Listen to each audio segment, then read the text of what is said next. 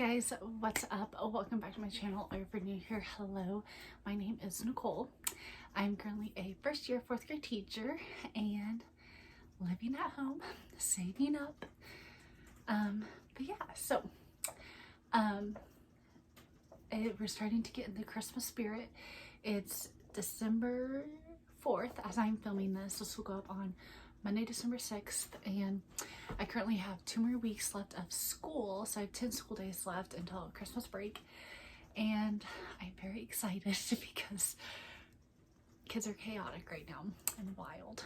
But yeah, so but anyway, so I love celebrating Christmas. Like Christmas and birthdays is like a thing I love celebrating. So I decorated my room for Christmas, and just different ways that I'm kind of incorporating Christmas throughout my room throughout this month of December. So I hate that we're only here for so long because I don't get to do all the stuff that I'm wanting to do. So I am gonna give you guys stuff that like I am doing and stuff that like would be a good idea or that like I would like to do. So but yeah, so and this is just things that like I have seen off TikTok, Instagram, just things like that. So I did not come up with all of these. Honestly, I didn't come up with any of these, like everyone uses them. Actually, I feel like I did come up with one of them and I'm super excited for it. But yeah, so we started celebrating this past week. This past week we were back to school after Thanksgiving break, so we were celebrating. But yeah, but like I said, sadly we're not gonna be able to get to all of them because we still have to get through. We're in the middle of fractions and math right now and just like different things like that, so we don't get to do some of the fun activities that I'm wanting to do. But yeah, so anyways, don't forget to like and subscribe, and without further ado, let's get into the video. Okay, first up is ornaments. I think ornaments is just super fun because, well, first off, in general, I just decorated my whole room for Christmas, and I really like how it turned out. And I just think that I was gonna like buy ornaments, but then I was like, why not just get stuff for them to make ornaments for the tree, and then they can just take home the ornaments when we go home for Christmas break. So that's what we're gonna do. On December 17th is our last school day, so at the end of the day they get to take home their ornaments. So super pumped about that, for them to get to do that. But I just found like these little like foam things at Walmart, like, and I took their picture and then like there are pictures in it. It's super cute. It's a little bit like on the cheaper side of it. I know you can do stuff with like glass ornaments, see-through. I know I have one from like elementary school that we still hang up in at our tree, so that's a good way. And then third, well, first off was decorating your classroom. Second off was ornaments. Third off is guess that movie. And it's super fun because I asked them what their favorite Christmas movie is, and I picked lines from those movies. And so for every day up until Christmas break, we have 2 lines a day, and they have to guess which movie it comes from. So it's a super fun little activity to get the day started in the morning. So we're just like having a brain break throughout the day, just depends. Fourthly, I found a thing on Teachers Pay Teachers, and it was like December positive behavior management. So basically they have to like their lights, they have to earn these like lights when they do something good as a class, because I think it's like they should work together as a class is what I always wanted to do. I've just been really bad at it this school year so far. But so they have to do something positive together as a class, like quiet line, name on paper, like when they turn something in, that's a big one for them.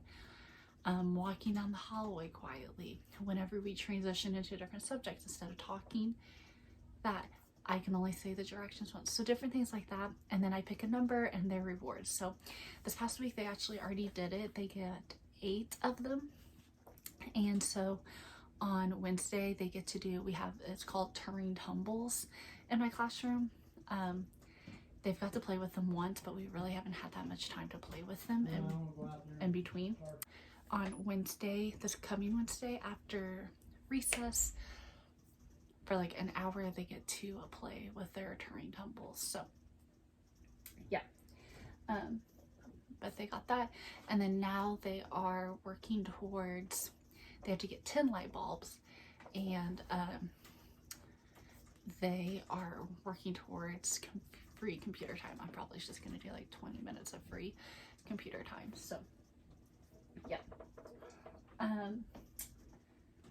And I think I'm honestly going to keep doing the light bulbs throughout the school year. Like, I don't think I'm really going to stop after December. That creator on Teachers Pay Teachers, she had different for like each month. And so, but I think I'm just probably going to stick with the lights. I might switch it out like for the spring or something, but for like the winter, I think the lights would be a good theme one. Next up is coloring. I think that's a good one, but more specifically for like math. In the fall, they like colored these papers and they had to like do math facts, multiplication facts.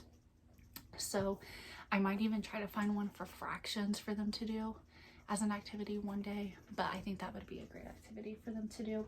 It's just easy and you can like put it outside on your wall and it just lights like gives place. So highly recommend that. Next up, this isn't really 100% Christmas themed, it's more of a winter theme. I hate making bulletin boards, so what I do is I do season themed. So I didn't want to do a Christmas one because I was like, we're only gonna be here for 3 weeks, then I have to change it out, and it's just a whole process. So I found this is like warm up to a good book, I think is what it's called.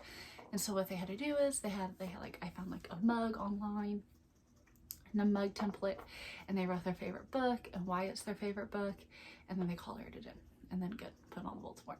So that was great. It was honestly just like a morning work activity, and it worked fantastic, and I got them out there. So but like I said, that's kind of more of like a winter themed one.